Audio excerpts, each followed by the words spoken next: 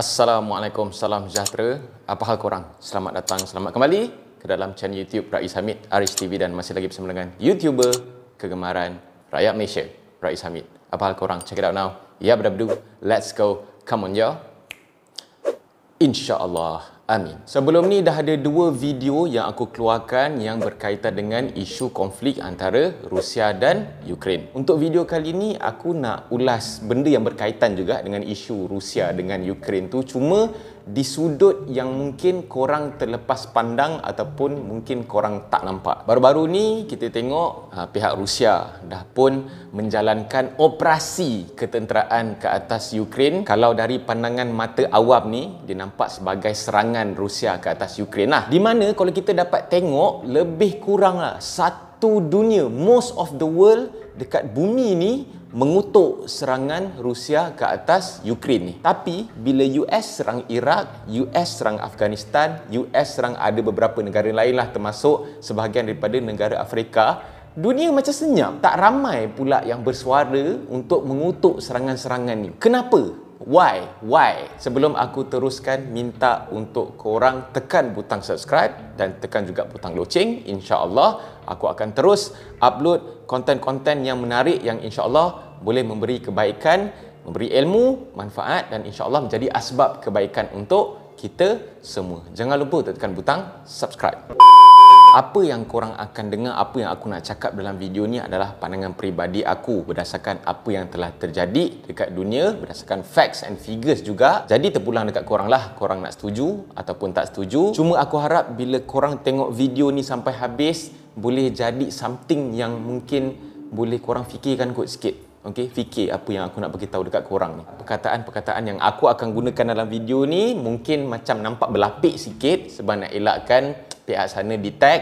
Jadi tak adalah video aku ni kena ban, insyaAllah. Okey, supaya video ni tak kena ban. Berkaitan dengan isu Ukraine diserang oleh Rusia ni, kita tengok antara orang kata watak yang memainkan peranan yang sangat penting sebenarnya adalah pihak US. Kalau korang kaji-kaji baliklah, kalau korang tengok betul-betul lah, sebenarnya dendam US terhadap Rusia ni bukannya baru-baru ni je, dah lama dah. Dan kebencian ni sebenarnya telah pun disebarkan beberapa tahun, berpuluh tahun lamanya. Antaranya adalah melalui filem-filem dan juga cerita-cerita yang selama ni kita tonton dekat wayang, dekat Netflix apa semua ni. Asal filem perang je, watak jahat tu mestilah tak Rusia, Arab. Tak Arab, Rusia. Tak Rusia, Cina. Tak Cina, Arab. Tak Arab, Rusia. Dia pusing-pusing ikut situ je lah. Sebenarnya taktik yang sama juga digunakan oleh pihak dorang barat ni ke atas negara-negara yang selama ni yang dorang dah buat kacau lah. Contohnya macam negara Afghanistan. Bukan setakat propaganda melalui filem dan juga cerita,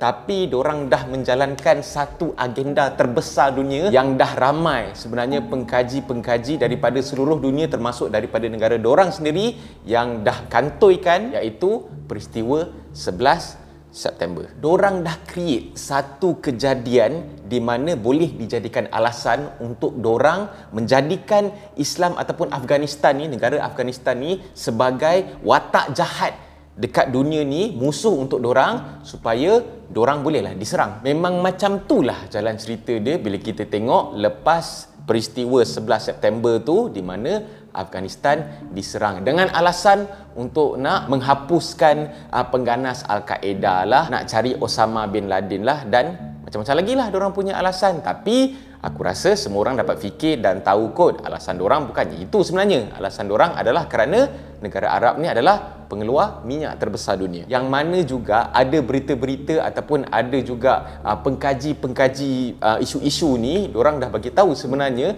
Al-Qaeda dan juga Osama bin Laden ni adalah watak-watak ciptaan daripada US sendiri. Kita tengok baru-baru ni pada 2021 pihak US dah mengundurkan dia punya tentera dia daripada negara Afghanistan. Tapi korang boleh fikir tak, selama 20 tahun serangan bertubi-tubi dikenakan terhadap Afghanistan, tapi dunia tak bising macam mana Rusia serang Ukraine. Kau nampak tak dekat sini? Boleh kata yang satu dunia, hampir satu dunia percaya dengan agenda ataupun drama yang direka oleh dorang lah. Dan bukan sahaja dekat Afghanistan, dekat Iraq, dekat Iran, dekat ada negara Afrika juga yang pernah diserang dan macam-macam lagi lah negara yang menjadi sasaran oleh US ni, dan untuk dijadikan alasan diorang create satu propaganda ataupun agenda yang sebenarnya telah mempengaruhi dan meracuni ramai orang dekat dunia ni. Sebab dorang ni bijak tau, okey? Dorang ni pun sebenarnya orang kata termaktub juga dengan undang-undang dunia, PBB dan sebagainya. Tapi dorang bijak di mana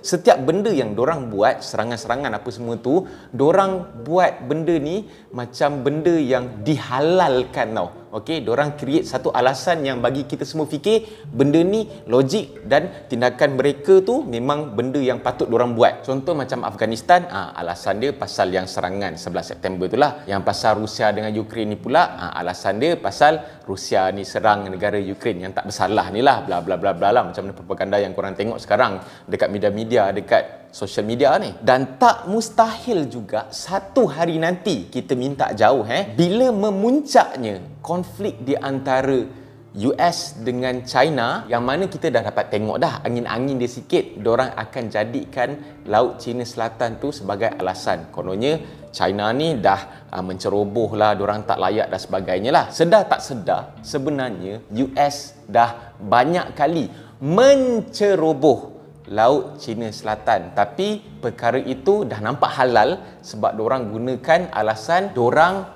buat latihan ketenteraan dekat sana, which is yang korang dapat tengok, diorang buat latihan bersamalah dengan negara-negara yang terlibat dalam isu Laut Cina Selatan ni, termasuklah Malaysia. Dan untuk Malaysia bukan itu sahaja, kita dapat tengok baru-baru ni diorang dah sekat import minyak sawit keluaran FGV Malaysia atas alasan buruh paksa, sedangkan tak ada apa-apa siasatan menyeluruh pun yang dorang buat. Dan yang tak bestnya, kita dapat tengok kesan-kesan terhadap negara-negara yang pernah jadi sasaran dorang ni. Dorang hidup dalam keadaan mundur, tak dapat membangun dan sebagainya lah, tak ada kemajuan, tak ada macam-macam lagi lah. Macam dorang ni macam disekat tau, dorang punya aktiviti ekonomi dan sebagainya. Sebab apa?